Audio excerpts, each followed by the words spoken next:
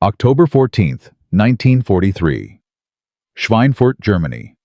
800 B-17 flying fortresses thunder across the German sky.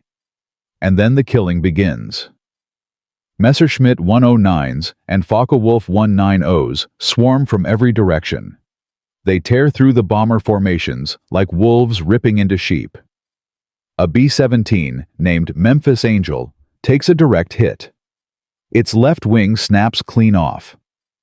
10 men tumble through freezing air at 25,000 feet. No parachutes open.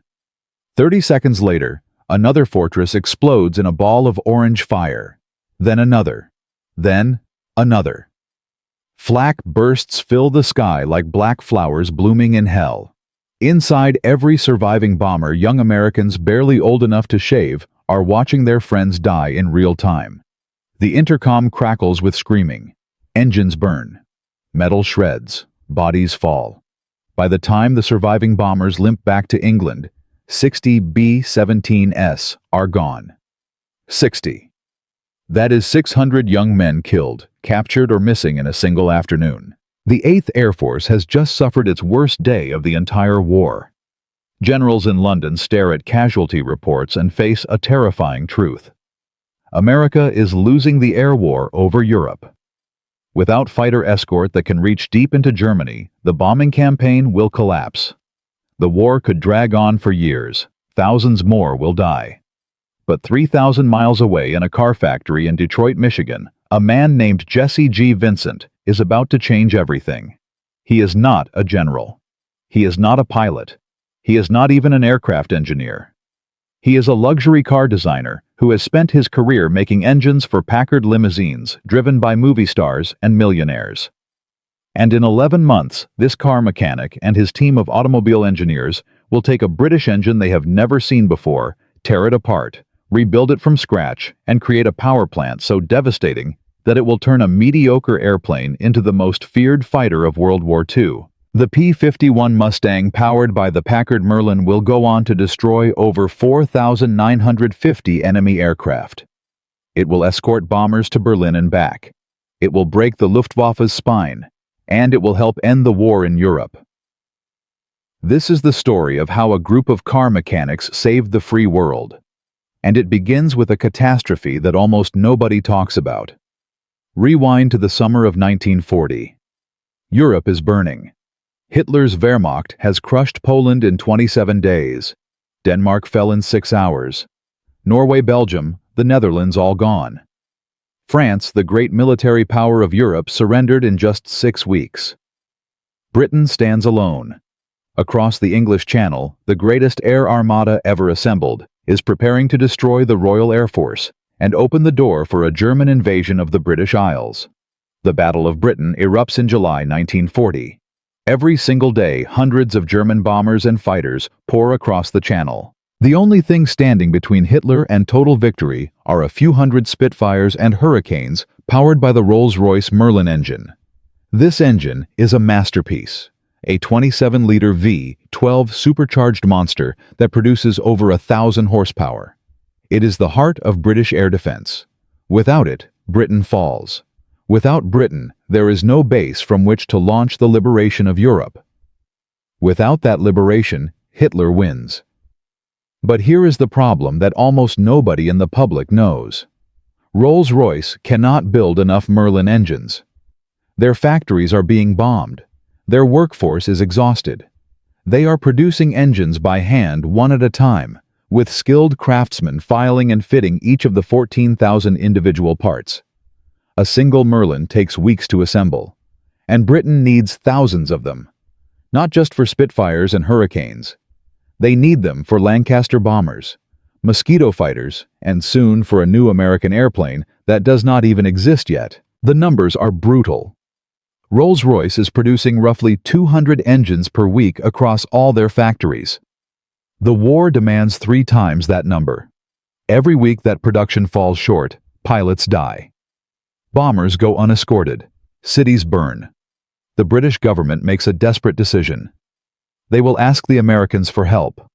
Not for money, not for weapons, for something far more valuable. They will hand over the complete blueprints of their most secret and advanced engine to an American company and pray that American factories can do what British craftsmen cannot. But which American company? Boeing builds airframes, not engines. General Motors has no experience with supercharged aircraft power plants.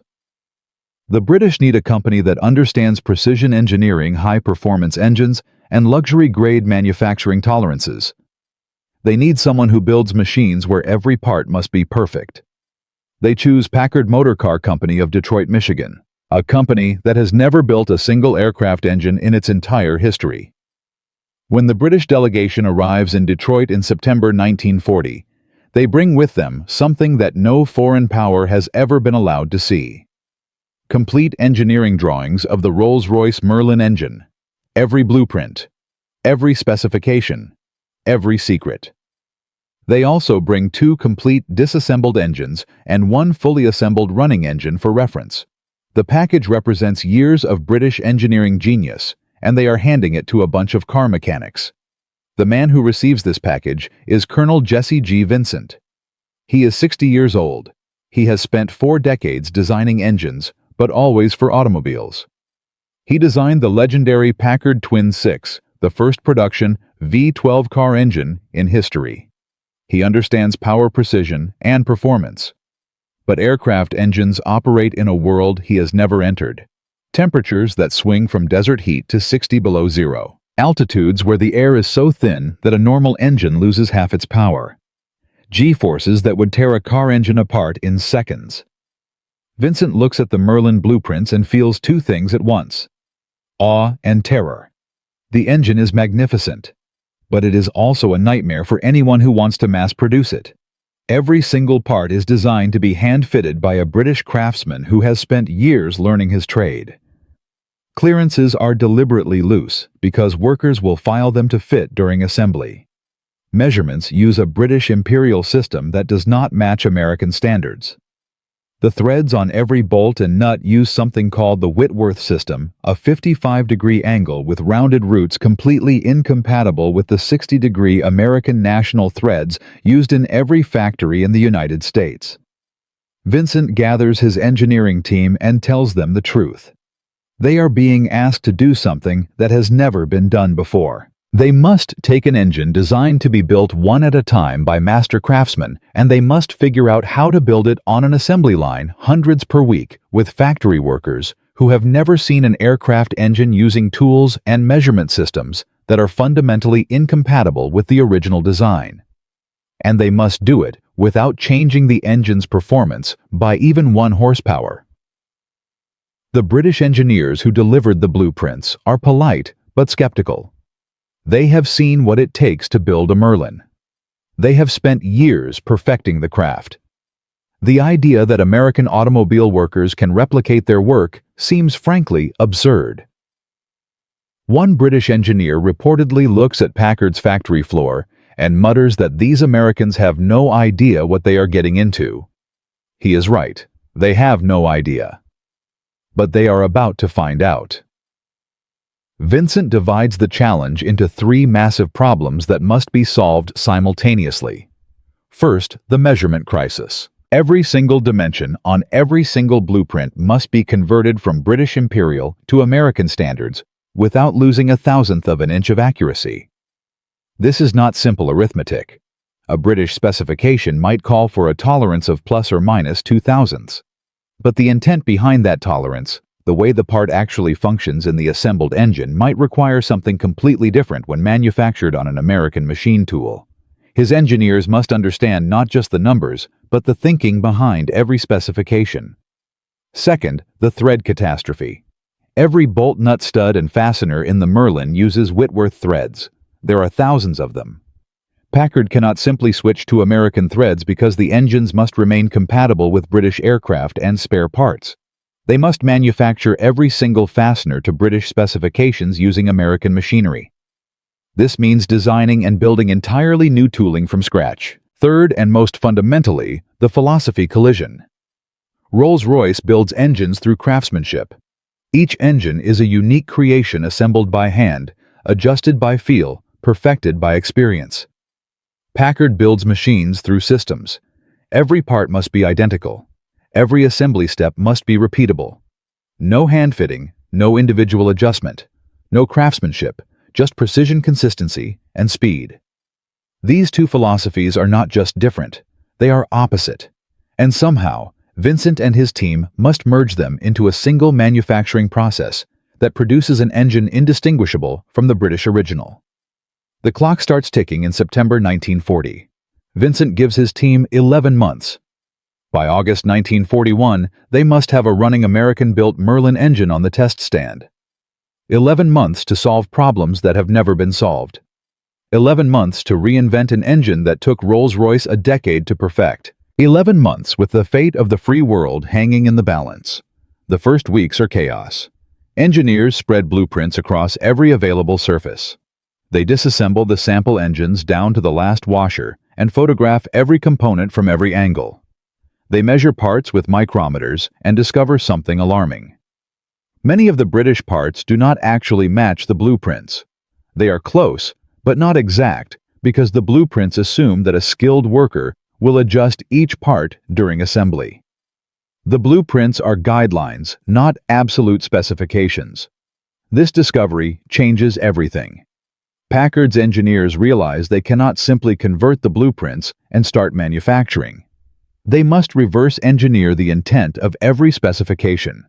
They must figure out what each part actually needs to be, not what the blueprint says it is, and then create new specifications tight enough that the parts will fit together perfectly without any human adjustment. It is a monumental task, 14,000 parts. Each one must be analyzed, respecified, and validated. And they are doing it while learning an entirely foreign thread system, converting an alien measurement standard, and building new tooling that has never existed before. But Vincent's team pushes forward. Night shifts become permanent. Weekends disappear. Engineers sleep on cots next to their drafting tables. The car factory begins its transformation into an aircraft engine plant. And slowly, painfully, one specification at a time, the American Merlin begins to take shape. But the hardest challenges are still ahead. The supercharger. The component that gives the Merlin its legendary high-altitude power is so complex that even Rolls-Royce's best engineers struggle with it.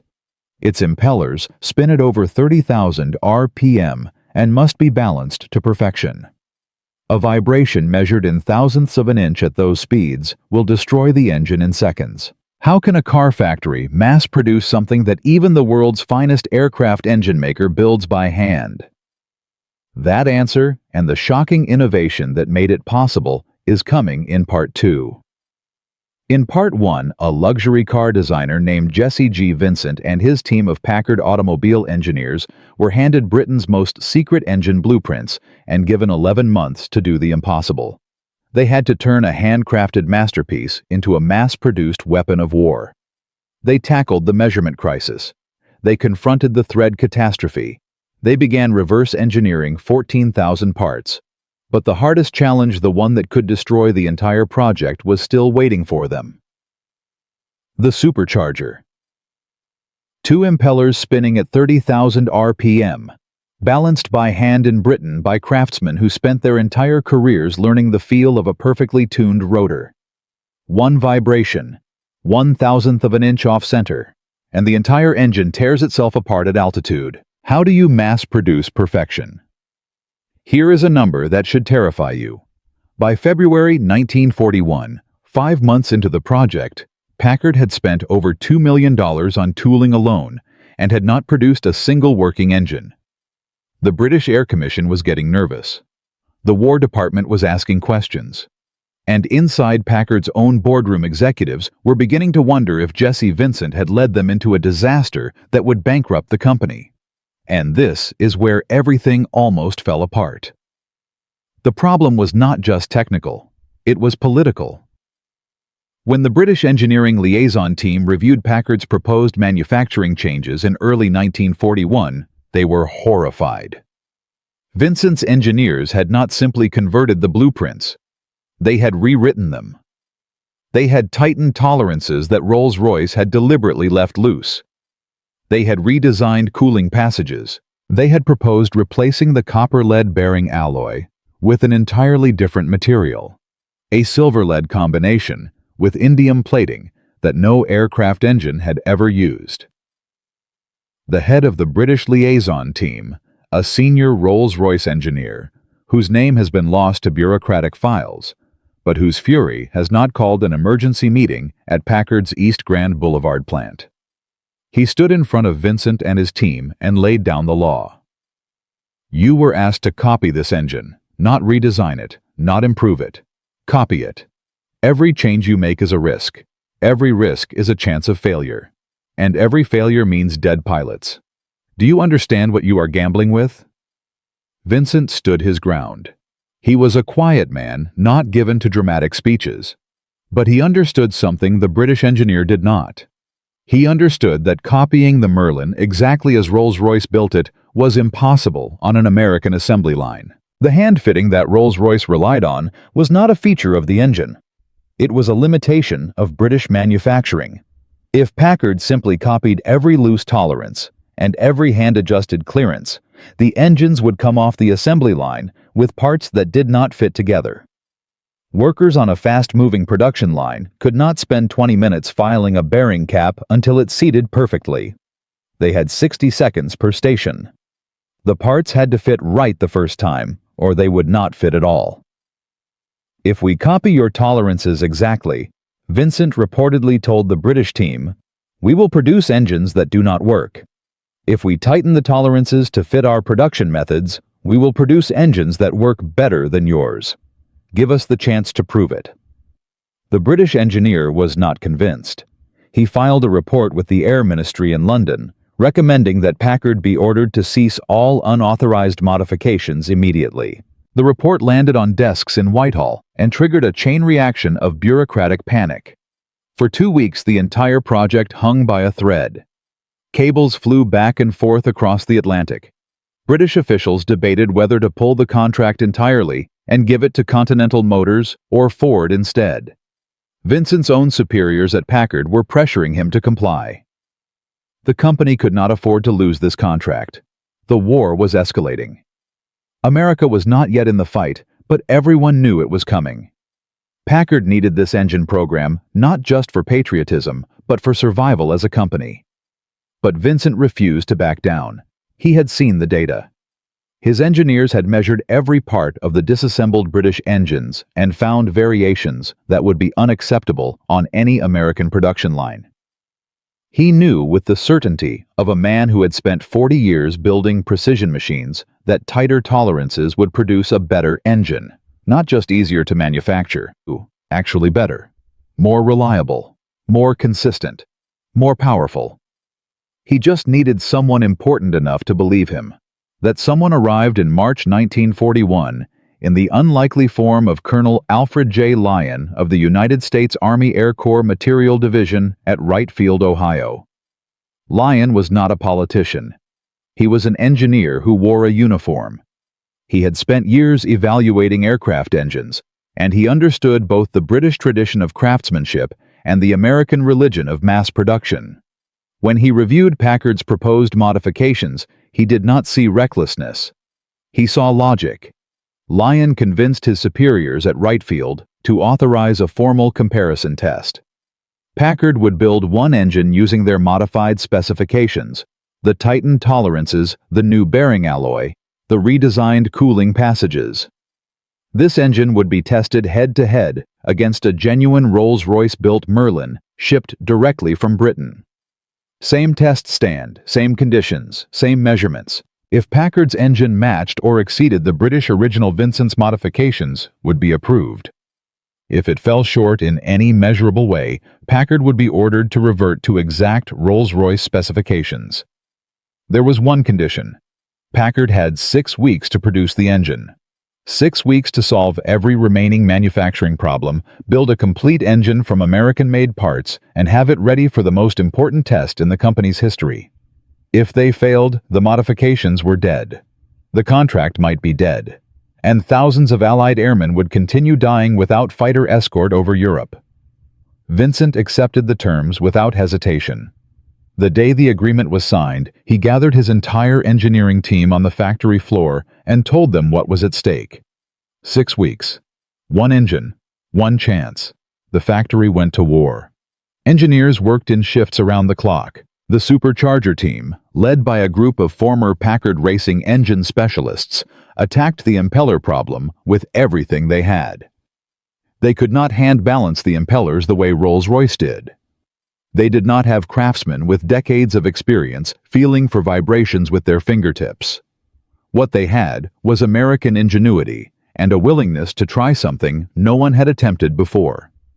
They built a dynamic balancing rig. Instead of balancing the impellers while they were stationary, which is how it had always been done, they mounted each impeller on a test spindle and spun it up to actual operating speed. Sensors measured vibration in real time. Engineers could see exactly where the imbalance was and how much material needed to be removed. The process that took a Rolls-Royce craftsman an entire day could now be completed in less than 40 minutes with greater accuracy. Meanwhile, the metallurgy team was finalizing the new bearing alloy. The original Merlin used copper-lead bearings that required a careful break-in period and frequent inspection. Packard's silver lead alloy with indium plating was theoretically superior. It could carry heavier loads. It generated less friction. It ran cooler. But it had never been tested in an actual running Merlin engine. If the bearings failed during the comparison test, everything was over. The team ran accelerated wear tests on the new bearings for 3 straight weeks. They heated them. They froze them. They subjected them to loads far beyond what any Merlin engine would ever produce in flight. The bearings held. Every single time. By early May 1941, the first complete Packard-built Merlin engine, designated V16501, sat on the test stand at Packard's East Grand Boulevard plant. It looked identical to the British original, but inside it was fundamentally different. Every part had been manufactured to tolerances tighter than anything Rolls-Royce had ever achieved. The bearings were a new alloy. The supercharger impellers had been dynamically balanced by machine. The cooling passages had been redesigned for better airflow. It was the same engine, and it was not the same engine at all. The day of the comparison test arrived under gray Detroit skies. Colonel Lyon was there with a team from right field. The British liaison engineers were there, some of them openly hoping the American engine would fail so they could say they had been right all along. Packard executives stood at the back of the test facility, sweating through their suits. Jesse Vincent stood near the test stand with his arms crossed, watching his engine with the calm expression of a man who had already done the math. The British-built Merlin ran first. It roared to life with that distinctive Merlin howl, a sound that had become the voice of British defiance during the Battle of Britain. The engine was put through its full test protocol: power output at various RPM settings, fuel consumption, oil temperature, coolant temperature, vibration levels. The numbers were recorded meticulously. Then the British engine was shut down and the Packard-5 1650 was connected to the test stand. Vincent gave the signal. The starter engaged. The engine turned over once, twice, then it caught. The 12 cylinders fired in sequence and the Packard Merlin roared to life. The sound was identical to the British engine. That same deep, throaty howl that seemed to vibrate in your chest. The test engineer began running through the protocol. Low RPM. The Packard engine ran smoothly. Medium RPM. Power output matched the British engine exactly. Oil temperature was actually 2 degrees lower. Then came the critical test. Full military power. The throttle went forward. The supercharger engaged. The engine screamed up to maximum RPM. For a moment, everyone in the room held their breath. The numbers came in. Power output at full military rating was 1,290 horsepower. The British engine had produced 1,280. The Packard engine was not just matching the original, it was exceeding it. By 10 horsepower. Fuel consumption was 3% lower. Vibration levels were measurably reduced thanks to the dynamically balanced impellers. Oil temperature under sustained load was consistently lower because of the new bearing alloy. Colonel Lyon walked to the data table, reviewed the numbers, and turned to the British liaison team. The room was silent. The senior British engineer stared at the printouts for a long time. He said nothing. There was nothing to say. The American car mechanics had not just matched the Rolls-Royce Merlin. They had built a better one. Within a week, Wright Field authorized full production of the Packard V1650, with all of Vincent's modifications approved. The order was massive, thousands of engines, as fast as Packard could build them. But building one perfect engine on a test stand is a very different thing from building 400 engines per week on an assembly line. Vincent knew this better than anyone. The transition from prototype to production was where most engineering projects died, and the challenges were enormous. Packard had to train thousands of workers, most of them former automobile assembly workers, to build aircraft engines to standards they had never imagined. A car engine tolerance of plus or minus 0.005 of an inch was considered tight. The Merlin demanded tolerances of plus or minus 1/1000th. Workers who had spent their careers building Packard luxury cars now had to learn an entirely new definition of precision. Vincent established a training program that was unprecedented in American manufacturing. Every worker on the Merlin line had to complete a certification course before they were allowed to touch an engine part. Quality inspectors were stationed at every third workstation. Statistical process control charts tracked the dimensions of every critical component in real time. If a trend showed any measurement drifting toward the edge of its tolerance, production was stopped, and the tooling was recalibrated before a single out-of-spec part could be made. The system worked. By late 1941, Packard was producing complete Merlin engines at a rate that stunned everyone, including themselves. By early 1942, after America entered the war, following Pearl Harbor, production accelerated to wartime urgency. The factory ran 24 hours a day, 7 days a week. The assembly line grew until it stretched the entire length of the massive East Grand Boulevard plant. And then the engines went to war. The first Packard Merlins were installed in P-40 Kitty Hawks for the British and in early model Mustangs. Reports came back from frontline squadrons. The engines were reliable, they were powerful, and they were arriving in numbers that the British had never dreamed possible. Pilots who had been flying with tired, overworked engines suddenly had fresh power plants that ran smoother and lasted longer than anything they had experienced. Rolls-Royce engineers who had initially fought against every Packard modification quietly began studying the American production methods. The silver-lead bearings that they had called unnecessary were adopted into Rolls-Royce's own production. The dynamic balancing technique for supercharger impellers was copied. The student had become the teacher. But the true test of the Packard Merlin was still ahead. Because in 1942, a decision was being made in Washington that would change the entire war. The P-51 Mustang, a fast but altitude-limited fighter, powered by the Allison FIV 1710 engine, was about to receive a new heart. Someone at the Royal Air Force testing establishment at Rolls-Royce had flown a Mustang and realized that this American airframe mated with a two-stage supercharged Merlin could become the most dangerous fighter in the world. The idea was simple. Take the P-51 airframe, remove the Allison engine, install the Packard 1650 Merlin with its two-stage, two-speed supercharger. Create a fighter that could escort bombers all the way to Berlin and back. The idea was also insane. Swapping an engine is not like changing a battery. The Merlin was a different size, a different weight, a different shape.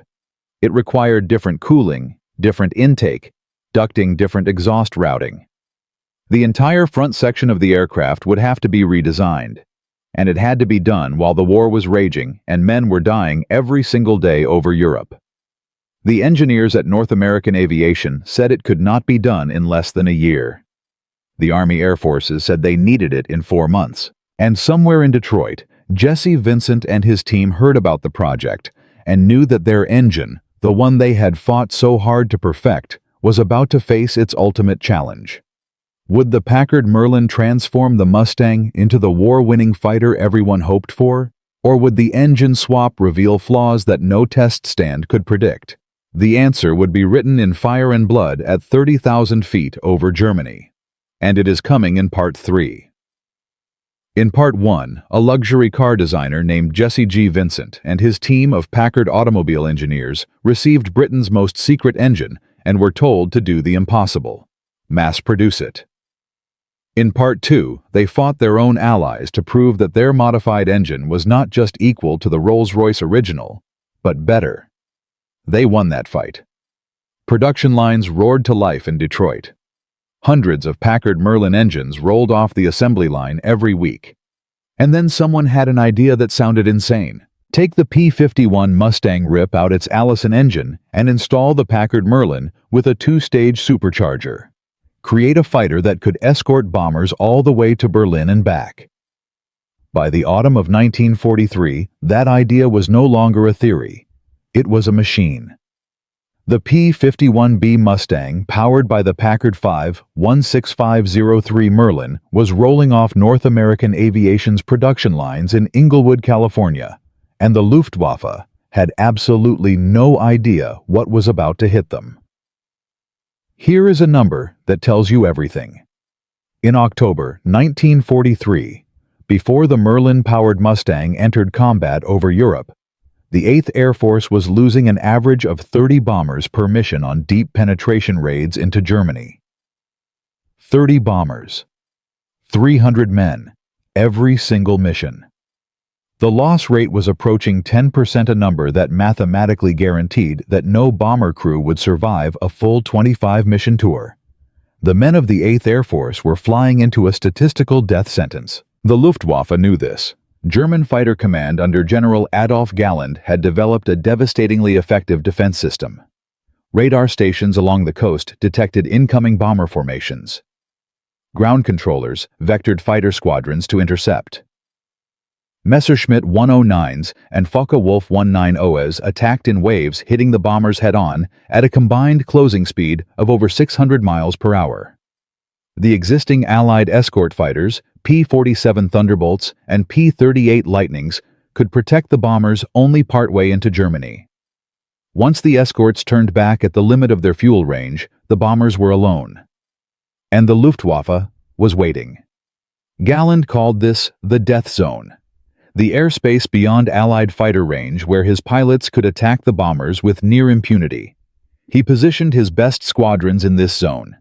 His pilots were experienced, ruthless, and confident. They had been shooting down unescorted bombers for months, and they believed the Americans would never find a fighter that could follow the bombers all the way to the target. They were wrong. But the Mustang's arrival in the European theater was not the instant triumph that Hollywood would have you believe. There were problems, serious ones. The first Merlin-powered Mustangs arrived in England in November 1943 with the 354th Fighter Group. The pilots were eager. The ground crews were nervous. Nobody had ever maintained a Packard Merlin in field conditions before. The engine was more complex than the Allison it replaced. The 2-stage supercharger had a hydraulic clutch system that required careful monitoring. The cooling system operated at higher pressures. And the fuel system had to be precisely calibrated for the different fuel grades available in the European theater. Within the first 2 weeks of operations, 3 Mustangs were lost, not to enemy action but to engine failures. One pilot reported his engine seizing at 28,000 feet over the English Channel. He barely made it back to land. Another Mustang caught fire on the ground during engine startup when a fuel line coupling failed. A third lost power during a training flight and crashed in a field in Essex. The pilot survived with broken legs. The reports sent shockwaves back to Detroit. Vincent's team scrambled to identify the causes. One failure was traced to a coolant leak caused by a seal that had been damaged during shipping. Another was caused by incorrect fuel mixture settings in the carburetor, a maintenance error by ground crews unfamiliar with the Merlin. The third was a genuine manufacturing defect, a cracked cylinder liner that had slipped through quality control. Critics seized on the failures.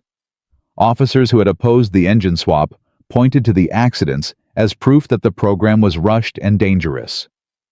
There were calls to ground the Mustang fleet until every engine could be inspected. If that had happened, the P-51 would have missed the critical winter missions of early 1944. The bombing campaign would have continued without adequate escort. Thousands more men would have died. Vincent did something that saved the program. He sent a team of Packard's best field engineers directly to England.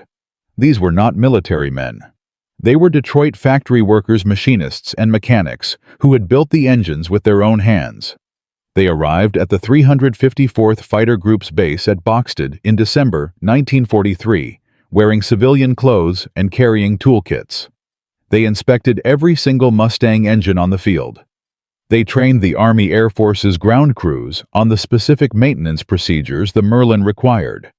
They identified the fuel calibration issue and created a simple field adjustment guide that any mechanic could follow. Within 3 weeks, the mechanical failure rate dropped to near zero. The Mustangs were ready, and on a cold morning in December 1943, they flew their first long-range escort mission deep into Germany. What happened next changed the war. December 5, 1943.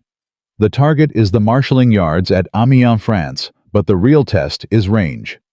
For the first time, P-51B Mustangs of the 354th Fighter Group will escort B-17 Flying Fortresses beyond the point where P-47 Thunderbolts must turn back. The mission planners have drawn a line on the map showing the P-47's maximum escort range. Beyond that line is the death zone. Today, for the first time, something will be waiting there. The bombers take off at dawn, 400 B-17Es in long formations, stretching across the gray English sky. The P-47S pick them up over the channel and ride shotgun through the first leg of the mission. German radar tracks every aircraft. Ground controllers begin vectoring fighter squadrons. The Luftwaffe pilots know the routine. Wait for the escorts to turn back. Then attack. At 1:47 p.m., the P-47s reach their fuel limit. They waggle their wings and turn for home. The German controllers see the escorts breaking off on their radar screens. The order goes out. All fighters attack.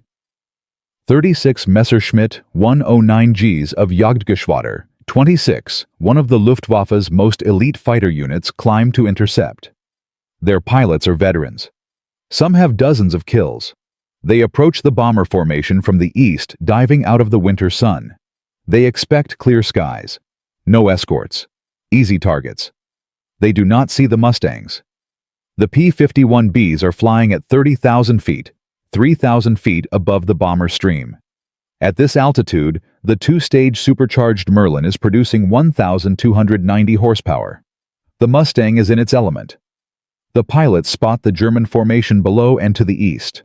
The flight leader calls the attack. 16 P-51Bs roll over and dive. The Packard Merlin screams as the Mustangs accelerate past 400 miles per hour. The Germans see them at the last moment. Too late. The first Messerschmitt explodes under a burst of 650 caliber machine gun rounds. The second German pilot tries to brake left. A Mustang follows him through the turn, matching him move for move. At this altitude, the Mustang can outturn, outclimb, and outdive the Messerschmitt 109G. The German pilot never had a chance. His aircraft trails smoke and spirals downward. The engagement lasts 11 minutes. JG-26 loses 5 aircraft destroyed and 3 damaged. The Americans lose 0. The bomber formation continues to the target without a single loss to enemy fighters. On the return trip, the Mustangs are still there, still hunting. The Luftwaffe pilots who had circled waiting for the escorts to leave are stunned. The escorts are not leaving. The intelligence debriefings after this mission cause something close to panic in the Luftwaffe High Command. Galland receives the reports and immediately understands the implications. An American fighter that can escort bombers to any target in Germany and fight on equal terms with his best interceptors at altitude. This changes everything. The day I saw Mustangs over Berlin. Galland later wrote, "I knew the war was lost." That day came on March 4, 1944. P-51B Mustangs of the 4th Fighter Group escorted bombers all the way to the German capital. The round trip was over 1,100 miles. No Allied fighter had ever flown that deep into the Reich. The Mustangs engaged German fighters over Berlin itself, shooting down 8 for the loss of 3. The psychological impact was devastating. If American fighters could reach Berlin, no target in Germany was safe. The numbers that followed tell the story of a collapsing air defense. In January 1944, before Mustangs were widely deployed, the 8th Air Force lost 174 bombers in combat. In February, losses were still high at 247, as the Luftwaffe threw everything it had against the bomber offensive during Big Week. But in March, with Mustang groups multiplying, bomber losses dropped to 198, despite a dramatic increase in the number of missions flown. By April, the loss rate per mission had fallen by nearly 40%. The Luftwaffe's losses were even more telling. In January 1944, Germany lost approximately 1,311 fighter pilots killed, wounded, or captured. In February, 2,605. In March, the number climbed again. Germany was losing experienced pilots faster than it could train replacements. The Mustang was not just protecting bombers. It was systematically destroying the Luftwaffe's ability to fight. General Jimmy Doolittle, who took command of the 8th Air Force in January 1944, made a decision that weaponized the Mustang's capabilities. Instead of ordering fighters to stay close to the bomber formations, he unleashed them. "Your primary job is to destroy the German fighter force," he told his fighter commanders, "in the air and on the ground." Mustang pilots began hunting. They pursued German fighters back to their airfields. They strafed aircraft on the ground. They turned the Luftwaffe's own bases into killing zones.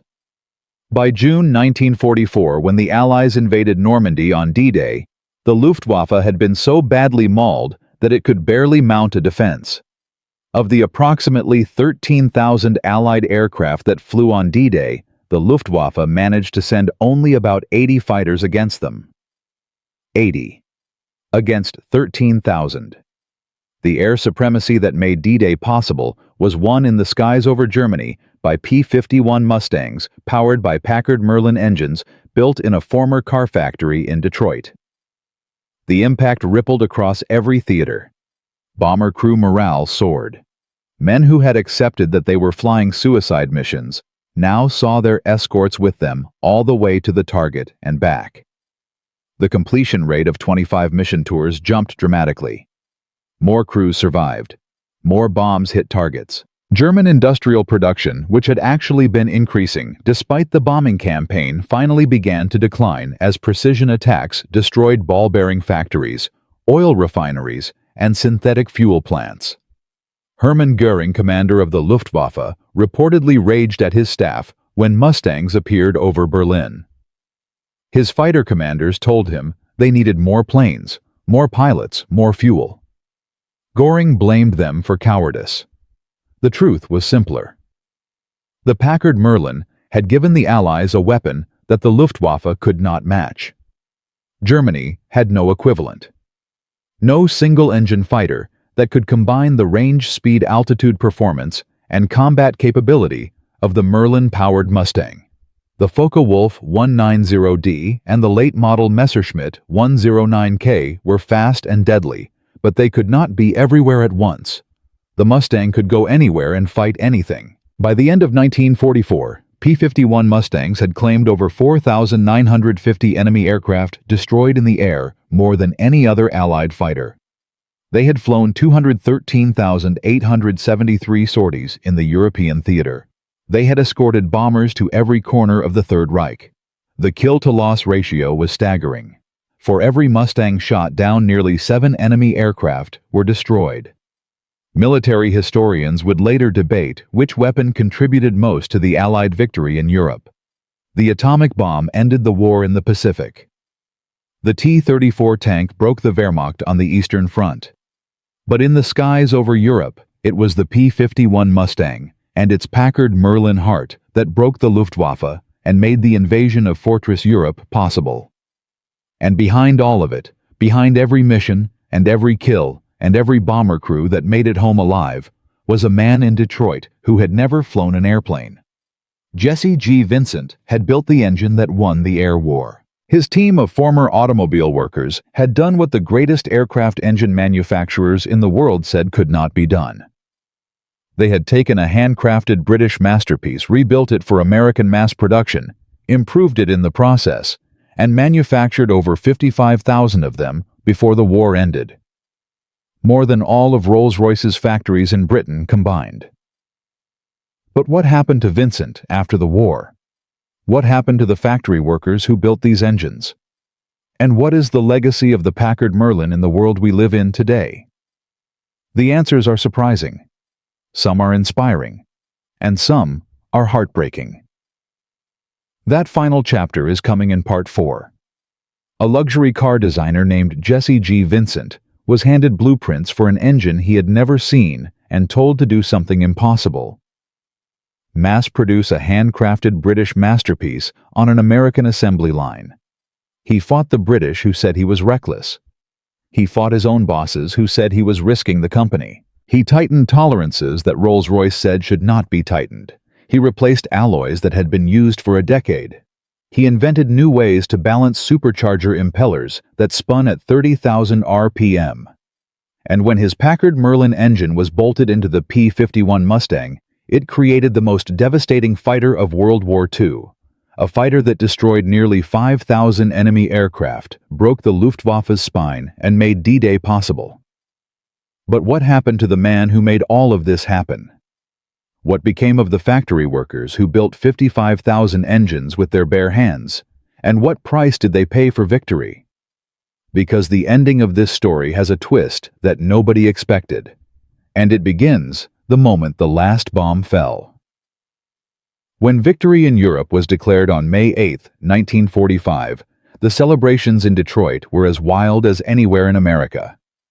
Workers at the Packard East Grand Boulevard plant walked off the assembly line and into the streets. They had been building Merlin engines around the clock for nearly 4 years. They had produced more V-12 aircraft engines than any single factory in history. They had helped win the war. They deserved to celebrate. Jesse G. Vincent was 70 years old. He had driven himself relentlessly through the war years, overseeing every aspect of the Merlin production program. He had fought bureaucrat skeptics, and sometimes his own engineering team, to ensure that every engine leaving his factory was better than the one before it. By 1945, the Packard-5 1650 was not merely a copy of the Rolls-Royce Merlin. It was by virtually every measurable standard a superior engine. Tighter tolerances, better bearings, more consistent supercharger performance, higher reliability in the field. Even Rolls-Royce admitted this privately, though they would never say it publicly. But victory brought a cruel reward. The war contracts were canceled almost overnight. The United States government no longer needed 400 Merlin engines per week. It needed 0. Packard's massive engine production lines went silent. The specialized tooling that had taken years to develop was mothballed. Thousands of skilled workers, the men and women who had learned to manufacture aircraft engine components to tolerances of 1/1000th of an inch, were laid off. They went home to uncertain futures, carrying skills that peacetime America did not need. Vincent himself received recognition, but not the kind that history remembers. He was awarded the Medal for Merit by the War Department, a civilian honor acknowledging his contribution to the war effort. There were handshakes, a ceremony, a photograph. And then it was over. Vincent returned to Packard's civilian automobile business, but the company he loved was dying. The war had consumed Packard's resources and identity. The luxury car market had changed. Younger, more aggressive competitors were eating Packard's market share. The company that had built the engine that helped win the war could not survive the peace. Packard merged with Studebaker in 1954 in a desperate attempt to stay alive. It did not work. By 1958, the Packard name was dead. The factory on East Grand Boulevard, where thousands of Merlin engines had roared to life on test stands, fell silent for the last time. Vincent did not live to see the final collapse. He died on September 11, 1962, at the age of 82. His obituary in the Detroit newspapers mentioned his long career in automobile engineering. It barely mentioned the Merlin engine. The man who had arguably done more than any other single civilian to win the air war over Europe passed from this world with almost no public recognition of his greatest achievement. The irony is staggering. Pilots who flew the Mustang became legends. Chuck Yeager, who scored most of his kills in a P-51, went on to break the sound barrier and become the most famous test pilot in history. The aircraft itself became an icon, the most recognized fighter of World War II. But the man who built its heart, almost forgotten. His name appears in a few specialized engineering histories and in the records of the Packard Motor Car Company archives. That is all. But Vincent's true legacy was never about medals or fame. It was about what he taught the world about manufacturing. The techniques that Packard developed to mass-produce the Merlin engine did not die when the factory closed. They spread. They evolved. They became the foundation of modern aerospace manufacturing.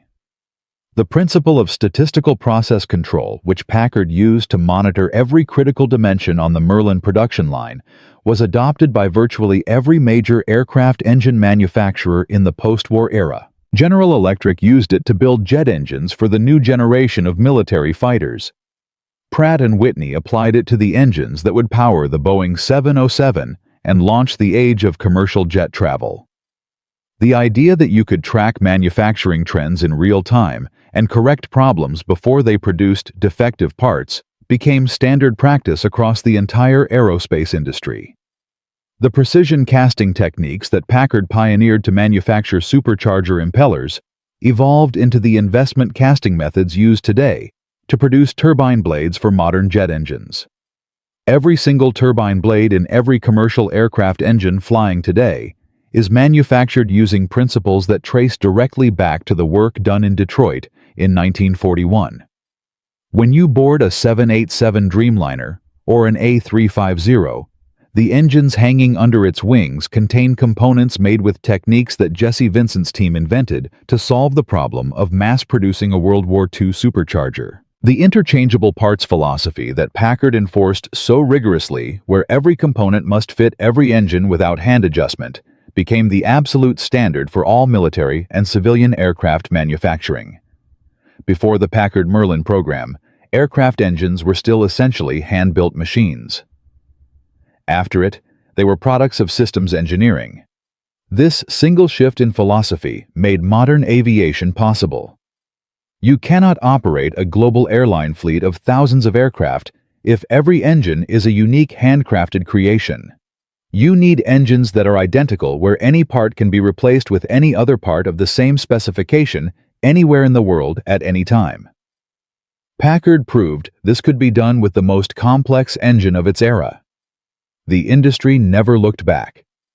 The numbers tell the scope of this legacy. Packard built 55,523 Merlin engines during the war. These engines powered not just P-51 Mustangs, but also Lancaster bombers, Mosquito fighter bombers, Spitfires, and Hurricanes. They flew in every theater of the war from the skies over Berlin to the jungles of Burma. Conservative estimates suggest that Packard Merlin-powered aircraft were responsible for destroying over 10,000 enemy aircraft during the conflict. The bomber crews escorted by Merlin-powered Mustangs numbered in the hundreds of thousands. How many of those men came home alive because a P-51 was flying above them? The exact number is impossible to calculate, but military historians estimate that the introduction of long-range Mustang escort reduced 8th Air Force bomber losses by approximately 40%. Over the course of the air campaign that translates to thousands of bombers saved tens of thousands of aircrew members who survived their tours and went home to their families. But the biggest lesson of the Packard Merlin story is not about engines or airplanes or manufacturing. It is about what happens when the right person with the wrong credentials refuses to accept that something cannot be done. Jesse Vincent was not an aircraft engineer. His team were not aircraft workers. They were car people. Automobile designers, factory machinists, assembly line workers, who had spent their careers building luxury sedans for wealthy Americans. When the British handed them the most advanced aircraft engine in the world, every expert in the room had a reason to believe they would fail. The engine was too complex. The manufacturing challenge was too great. The cultural gap between British craftsmanship and American mass production was too wide. They succeeded because they did not try to become British craftsmen. They stayed who they were. American manufacturers. They looked at the Merlin not as a sacred object to be copied with reverence, but as an engineering problem to be solved with logic. Where Rolls-Royce saw an engine that required the human touch, Packard saw an engine that required better machines. Where the British relied on the skill of individual workers, the Americans built systems that made individual skill less critical. Neither approach was wrong, but Packard's approach could scale, and in a total war scale, wins. This lesson echoes far beyond World War II. In the Korean War, the same mass production principles were applied to jet engine manufacturing, allowing the United States to field thousands of F-86 Sabres against Soviet-built MiG-15. In the Cold War, precision manufacturing techniques descended from the Packard program enabled the production of reliable rocket engines for the space race. When NASA needed engines that would work perfectly every single time with zero margin for error, the manufacturing philosophy they relied on was the same one Vincent had championed in 1941. Interchangeable parts, statistical process control, precision beyond what the human hand could achieve alone. In today's world, the principle is everywhere. Every Tesla rolling off the assembly line in Fremont, California, is built using manufacturing philosophies that would be familiar to Packard's wartime engineers. Every SpaceX Raptor engine is precision cast using techniques that evolved from the methods Packard used to build supercharger impellers. The entire modern concept of lean manufacturing, where every process is measured, monitored, and continuously improved, has its roots in the wartime production miracle that took place on East Grand Boulevard in Detroit. And there is one final detail that almost no one knows. A detail that brings this entire story full circle in a way that feels almost too perfect to be real. In 2019, a team of aviation archaeologists excavating a crash site in the English countryside near Suffolk unearthed the wreckage of a P-51 Mustang that had gone down in February 1944. The aircraft had been piloted by a young lieutenant from Ohio who was killed on his third combat mission, escorting B-17s over Germany. His name had been largely forgotten by history. The wreckage had lain buried in an English farmer's field for 75 years. When the team recovered the engine, they found something remarkable. Despite 3/4 of a century underground, the data plate on the Packard-built 16503 was still legible. They traced the serial number back through War Department production records to the Packard factory in Detroit. The engine had been completed on November 18, 1943. It was part of a batch of engines built during the same week that Packard's field engineers were at Boxted Airfield training ground crews on Merlin maintenance, the week that saved the entire Mustang program from being grounded. The engine that had been built by automobile workers who had never seen an aircraft engine before the war, tested on a stand in a car factory shipped across the Atlantic, and installed in a fighter that gave its pilot 3 missions before the skies over Germany claimed his life. 75 years later, the casting marks on the supercharger housing still showed the distinctive pattern of Packard's precision manufacturing process. The bearing surfaces, though corroded, still showed the telltale shimmer of the silver-lead-indium alloy that had once caused such controversy between Detroit and Derby. The engine was restored and is now displayed at a small aviation museum in England. Most visitors walk past it without a second glance. They do not know that they are looking at a piece of the machine that changed the world. From a luxury car factory in Detroit to the most feared fighter engine of World War II. From a 60-year-old automobile designer whom nobody expected to succeed to a production miracle that outperformed the greatest engine manufacturer in Britain. Jesse G. Vincent and his team of car mechanics proved that innovation does not require permission, that the best ideas often come from outsiders, and that the courage to challenge experts can save the world. 55,000 engines. Over 4,950 enemy aircraft destroyed. Tens of thousands of bomber crewmen brought home alive. An entire enemy air force broken beyond repair. And manufacturing principles that still power the aerospace industry 80 years later. All of it traced back to a group of people who were told they were not qualified for the job. The next time someone tells you that your idea is crazy, that you do not have the right background, that it cannot be done, remember the sound of the Packard Merlin at 30,000 feet over Berlin. Remember the car mechanics who built it. And remember that the people who change history are almost never the ones who are supposed to. If you know another story like this one, where an outsider changed the course of a war with an idea everyone called impossible, share it in the comments. World War II is full of these stories, and most of them have never been told. Subscribe so you do not miss the next one. Because history's greatest secrets are not buried in classified files. They are buried in factory floors, in workshop benches, and in the hands of ordinary people who refuse to believe in the word impossible. The howl of the Merlin still fills the sky at air shows around the world. Listen closely. That sound is not just an engine. It is the sound of ordinary people doing extraordinary things, and it always will be.